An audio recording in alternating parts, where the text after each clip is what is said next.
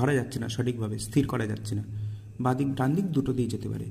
তাহলে group 1-এর member, 2-এর member এবং group 13-এর member যাদের সর্বশেষ কক্ষপথে যথাক্রমে 1, 2 ও 3টে ইলেকট্রন আছে, তারা ইলেকট্রন ছেড়ে দিয়ে পিছনে চলে আসবে। ইলেকট্রনের চার্জ কি?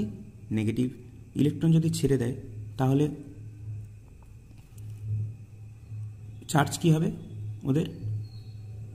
গ্রুপ 1-এর মেম্বারের যোজ্যতা 1 +1 হবে, গ্রুপ 2-এর যোজ্যতা +2 হবে ও গ্রুপ 13-এর যোজ্যতা +3 হবে।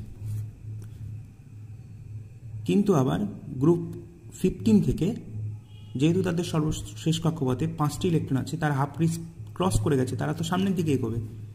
তা সর্বশেষ কক্ষপথে 8টা ইলেকট্রন রাখার জন্যই তো এত দৌড়াদৌড়ি। তা 8টা ইলেকট্রন পেতে গেলে তখন গ্রুপ 15-এর কোনো মৌলের সর্বশেষ কক্ষপথে যখন 5টা ইলেকট্রন আছে, তখন তাকে 3টে ইলেকট্রন রিসিভ করতে হবে, সেজন্য যোজ্যতা হবে -3। গ্রুপ 16-এর যোজ্যতা হবে -2, গ্রুপ 17-এর মেম্বারের যোজ্যতা হবে -1। ঠিক আছে, বোঝা গেছে? এত সুন্দর। তাহলে গ্রুপ 1-এর যে কোনো মেম্বার, যেমন হাইড্রোজেন, লিথিয়াম, সোডিয়াম, পটাশিয়াম, সবার যোজ্যতা +1। গ্রুপ 17-এর যে কোনো মৌল, ফ্লোরিন, ক্লোরিন, ব্রোমিন, আয়োডিন, সবার যোজ্যতা -1।